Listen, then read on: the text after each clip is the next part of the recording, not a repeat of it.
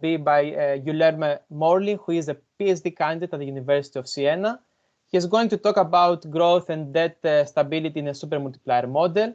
And we will have comments from Engelbert Stockhammer, who is a professor at King's College, London, and he's also the chair of the Post-Keynesian Economic Society. So, Guilherme, over to you. Yes, thank you. I'm not appearing in the video now. You can see my screen and everything is great. Yes. Okay, thanks. Everything's great. Thank you. Thank you, Yanis. Good afternoon, everyone. I'm Guilherme Morlin. I'll present growth and debt stability in a supermultiplier with public expenditures and foreign trade. So this is a brief outline of my presentation today. We'll start with the motivation, discuss some theoretical concerns related to the model. I propose theoretical variation of the supermultiplier model, which I will present here, discuss a little the implications of this model, and present some simulations and conclude with final remarks.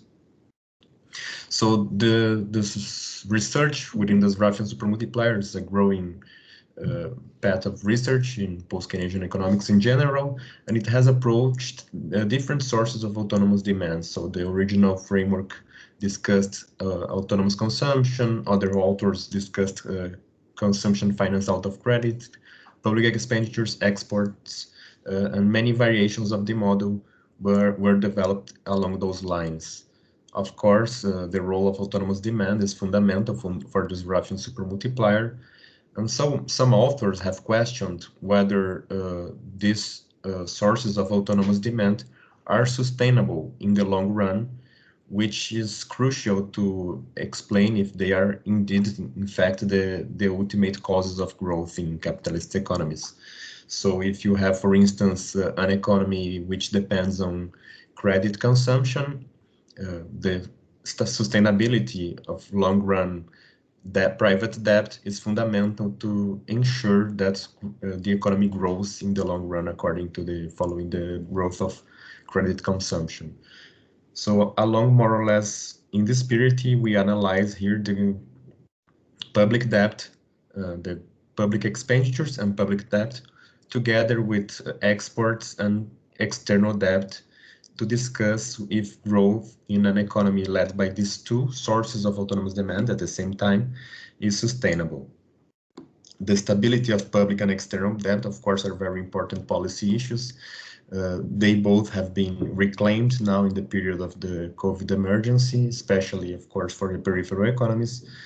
And stability of public debt, in particular, is important in peripheral economies who still have positive real interest rates, so it has an impact on inequality, on service of debt payments, and the external debt is related to the external constraint, which has always been an important issue.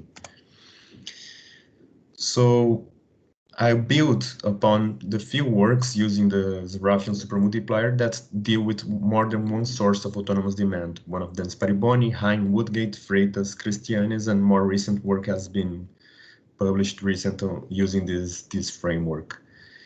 In the case of autonomous consumption, which Pariboni analyzes, he shows that the growth rate of each autonomous source of autonomous demand is fundamental to ensure the long-run stability of debt. So if autonomous consumption grows persistently more than, for instance, public expenditures, there will be increasing private debt, and this may, of course, harms the growth path of autonomous consumption and of the economy as a whole. My paper here deals with this Raffian supermultiplier in an open economy with government. My novelty is also related to the tradition of Thirlwall's growth models in general, so the balance of payment constrained growth models, because I introduced a domestic source of autonomous demand in a model that has also exports, and all that tradition usually assumes away domestic autonomous demand, and I analyze also how the external constraint operates in this framework. So as for the supermultiplier, I will not explain the whole model, and most of you are familiar with it.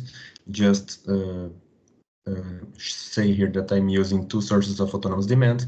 They are grouped in the same Z here, which is G government plus exports. Of course, public expenditures have many degrees of freedom with respect to the current income, to the current decisions production, so that makes it an autonomous expenditure. And the same can be said by exports. Of course, we know exports are induced, but they are not induced by domestic income. They are induced by the income of the rest of the world. So with respect to domestic income, it is an autonomous expenditure. The main properties of the supermultiplier model are kept in this version. What I just need to say also is that the fully adjusted position, which in the supermultiplier with one autonomous demand is achieved when this source of autonomous demand grows persistently at a constant rate. Now, to analyze the fully adjusted position, we need that both components of autonomous demand grow at the same rate. So the analysis of the fully adjusted position has this hypothesis behind it, but I can also say a few words about the out of fully adjusted position by the means of the simulations that I run, and I will present here in the end. So public and external debt. The external debt analysis builds on the tier wall tradition, as I mentioned, but here with a slightly difference that we are considering not as tier wall balanced trade condition or something analogous to that, but a long-run debt sustainability issue. So I'm analyzing the long-run sustainability of the external debt to exports ratio. It's important also to mention that I'm using here exports as denominator rather than domestic income because there's a currency mismatch between domestic income and exports. Exports create currency in foreign currency, which is compatible with the liabilities of external debt. So the external debt evolves according to the trade deficit, the entrance of capital inflows that finance this deficit, and the debt service payments. I'm assuming that capital flows are available to finance trade deficits, so after I will withdraw this assumption and show what happens. The public debt is related to the dynamics of the budget deficit, which is basically given by the primary deficit plus the debt service payments. So here are a simple way to present the model. B stands for the public debt to income ratio. D stands for the external debt to exports ratio. I show that these both variables converge towards an equilibrium as long as the growth rates are larger than interest rates. So in the case of public debt, this is no more than the old Domar's condition, according to which growth larger than the interest in public bonds is fundamental for the stability of public debt ratio. And a similar condition arises for the case of the external debt. What is also interesting is that this sigma, which is the share of government in autonomous demand, is also a relevant variable to describe the equilibrium of both debt ratios. So we can see that sigma is inside these expressions, and changes in the value of sigma imply a change in the equilibrium value of debt ratios. Of course, we can also see from the expression for the external debt that sigma must be smaller than 1, so it means that government cannot be the only source of autonomous demand when we have foreign debt in the model. Otherwise, we would have an explosive external debt ratio. So this also means that changing the value of sigma may be an important policy tool on which I will develop some reasoning later. And of course, the equilibrium value of the external debt ratio may not necessarily be compatible with the availability of international liquidity. So we have an equilibrium, an unstable equilibrium, but not necessarily is compatible with the willingness of external capitalists to finance trade deficits of this peripheral economy. So what happens when we have a threshold, a limit for this external indebtedness? I introduced in the model an upper limit for D and show that in this case, imposing this constraint for foreign debt to exports ratio brings back the external constraint in the long run. So in the long run, we will have something equal to the Thirlwall's law. And in short-run analysis, we have that the growth of the economy can diverge from exports to a parameter that's given by the trade deficit and the currency liberated from the difference between the international interest rate and the growth of exports. So the impact of these two variables on the debt to exports ratio. So in general, this upper limit to external indebtedness impose that in equilibrium in the long run, the growth of public expenditures must be equal to the growth of exports. Actually, more generally, this means that it's an upper limit to the growth of public expenditure. So GG is smaller or equal than GX when we are operating within these limits, of course. This shows that the model I present here has two alternative growth regimes. One of them is a balance of payment constrained growth regime, and another one is a policy constrained growth regime when public expenditures are smaller than exports growth.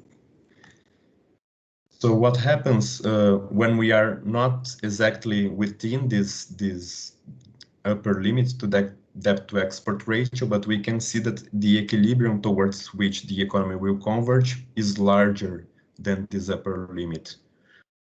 The economy, the government can change the growth rate of public expenditures, and with that change the equilibrium, the permanent value of sigma, the share of government in autonomous demand, changing the equilibrium value of debt to exports ratio. So basically the idea, going back to the equations, is to change the value of this variable, which depends on the composition of autonomous demand, through fiscal policy. I develop here some recursive policy rule according to which government adjusts the growth of public demand using a forecast to the period with respect to the period in which public debt to exports ratio would cross the line, the upper bound. And then, of course, this rule is revisited in each period, and we have the convergence to this of equilibrium debt to exports ratio to the upper limit for this variable. So all of that is also worked in the simulations of the model. I simulate a baseline case, two cases showing the explosive dynamics obtained when the interest rates are too large.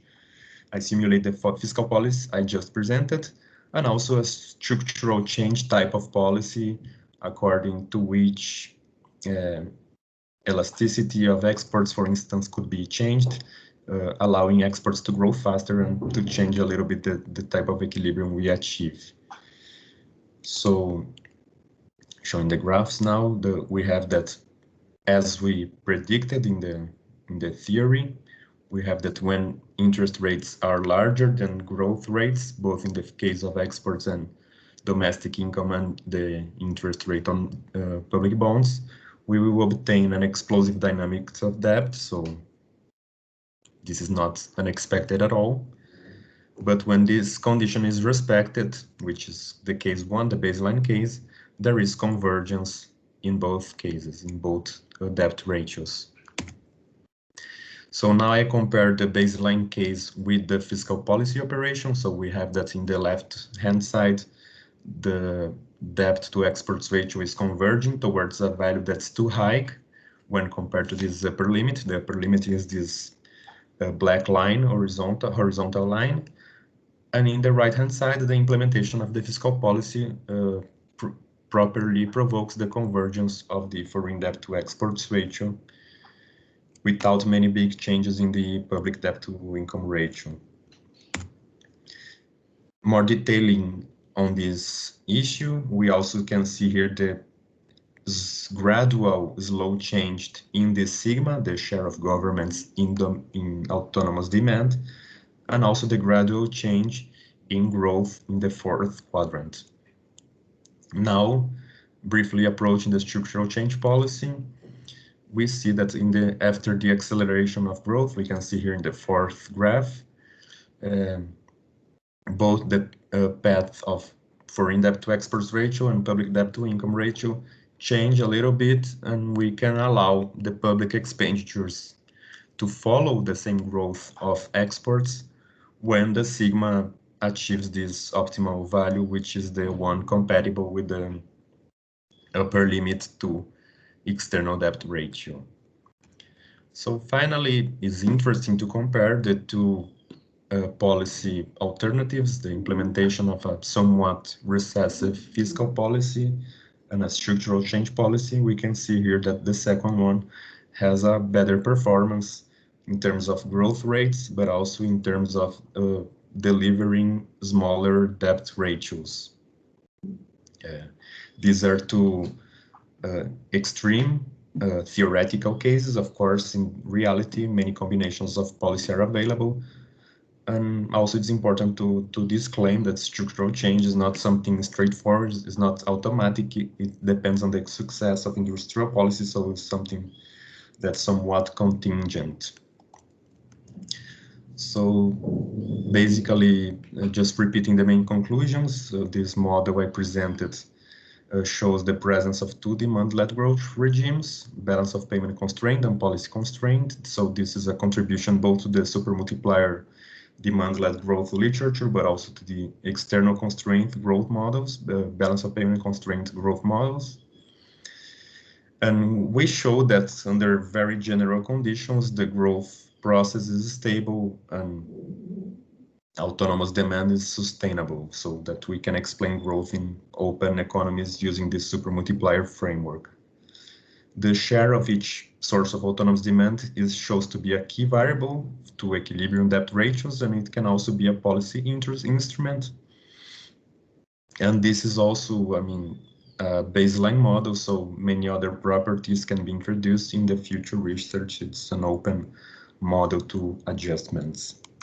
Thank you very much. These are my main references, and I'm eager to listen to some comments, and please do not hesitate to contact me if you have any suggestions. Great, thank you so much, Guilherme. Engelbert, please. Yes, thanks, Guillermo, for the paper. It was, in this case, I have to say, a pleasure to read. Let me split my comments into two blocks. The first block is, assume I were a referee or a reader who actually thinks that supermultiplier models are very interesting and a promising avenue for post-Keynesian research. And then a little bit later, I will relax this assumption. So the first one, I thought this was a very good paper. It's well written and very clearly argued. It does at some points smell a little bit like PhD chapter. So there are some repetitions and various points where you have to sharpen your argument a bit more. And by sharpening the argument, I mean contrast to what other people have already done and drive home what it is that you're adding to the literature. I mean, you do that, but there's more punch that you can get out of that. I have to say, I actually found I really liked reading your draft, but I actually found your presentation even stronger. I think in particular, the story about the two growth regimes that you effectively have, and that of those two autonomous demand drivers, actually one of them will dominate the other and effectively subordinate the other. That I think came across more clearly in the presentation than in the paper. The paper was a bit too neutralish and sober. Yeah? I think you need a bit more bite there. If I like the super multiplier and balance of payment constraint growth model, I guess one of my main questions that I would still have is, you talk about external debt, but you're not saying whose debt it is. Is that public or private? And is that domestic currency or foreign currency denominated? I mean, in the development literature, the FX denominated debt is a big deal. You just say, well, then we need this foreign debt, and you don't say anything about it. Now, if it's private debt, which predominantly it is empirically, then that begs the question, so why then doesn't that enter your investment function? Yeah? But I think you have to say more about the external debt. Of course, in line with the balance of payment constraint growth model, your balance of payment is entirely trade dominated. Yeah? There's no financial flows, no anything that sort of would get the Minsky in me excited. Yeah? But that's in line with the literature. I also think you have to, in terms of selling your paper, I also think you have to think a little bit more about the policy. No? A non-substantial part of your papers, you're essentially saying, well, if the foreign debt constraint is binding, then effectively fiscal policy has to be subordinated to meet it. You put that quite neutrally. No? The less friendly way of put it, now we have two autonomous growth drivers, but actually ultimately all that fiscal policy can do is to make sure that the foreign constraint is binding. So effectively, that's what I call you subordinate, dominate the domestic policy. And I think there ought to be more story there than you do that. Now, your way out, of course, is to say, well, if we could change those wonderful export and import LSDs, that we could solve it. Now, one is tempted to say, well, if we knew how to do that, we might probably already have done that. But sort of, I think this is where more of a story of you have to come in. What do we actually do with that? Yeah? But all of that is not about changing the paper and the model that you have, but it's really making more of your story and strengthening your findings and the presentation. Now, that was the part where I accepted, I was happy with the super multiplier model. The issue is I am a bit puzzled by how the super multiplier model has become so popular. I see that it solves some internal Keynesian debates about stability and bringing together the Herodians and what have you. But on a very fundamental basis, I have to say it doesn't make much sense to me. Now, in my book of Post-Keynesian economic, figuratively speaking, no actual book, sort of I grew up with that Robinsonian Kaleckian story where the big feature of post-Keynesian economics is that in the long run you have an independent investment function. Capitalists do something. Those animal spirits don't just go away in the long run. Huh? And thus that investment savings equilibrium still matters in the long run. And the super multiplier essentially brushes that away and has a completely passive investment function. Now, to be fair, there is some potential benefit in that sort of Robinsonian reading of post-Keynesian growth theory that I just outlined you sort of downplays other forms of demand. It runs the danger of giving too much agency to the capitalists. And whether it's the state or sort of whatever housing or autonomous household expenditures, it drops out of the picture. So that part is potentially interesting, but it's only as interesting as your story about those autonomous demand drivers are. And I don't see any story there. So let me be more specific. The basic question is, do you think, if you think of Italy, do you think that the global financial crisis, the Euro crisis, matters for the long-term performance of Italy? Or go to Korea, Thailand, go to 98. Does the East Asian financial crisis matter as such? Or is all what we are having here that essentially we're having this super multiplier determined long-run growth path, and all that we have around the global financial crisis in East Asia is a temporary aberration from that growth path? Yeah? To me, admittedly, there is a Minskian bias. You're leaving out a big part of the story, and that's financial dynamics. Yeah? So so my basic question is, does the global financial crisis matter if you're talking about long-run growth or not? The more complicated or detailed question is, so how plausible is it that the investment function is essentially an adjustment to demand? Is it plausible that in a context of sort of beyond 1-2 year analysis horizon, that other factors in the investment function can be suppressed. So in Britain, assume that Corbyn had won the election and we had the most left-wing government in 2 generations in Britain. There's no capital flight. All the capitalists do is say, well, we personally don't like Corbyn, but we're just going to invest according to what the level of demand is, because this is a super multiplier investment function. And then comes the same story about foreign debt and capital flow reversals and what have you. All that Minsky talks about, that firms get indebted, that really doesn't matter in your investment function. So that's on the fundamental level that puzzles me, how that can be a post-Keynesian model. Now, I know that Yanis gets nervous, but I still have one more nasty question. And that is, so if the government spending is autonomous, what exactly do we mean by autonomous? Autonomous with respect to what? So the government expenditures in advanced economies is 40–50% of GDP. Give me a number. How much of government spending do you think is autonomous in that super multiplier sense? Yeah?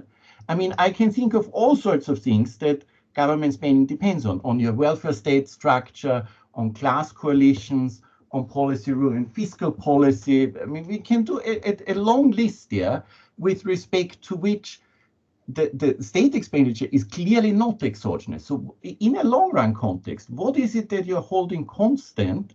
And I mean, can't there be a more interesting story for government expenditure than saying, well, it's just growing by 3%? Okay, but these were the nasty comments. You're welcome if you prefer to focus on the first part of my questions. Thanks, Engelbert. I think your comments can be part of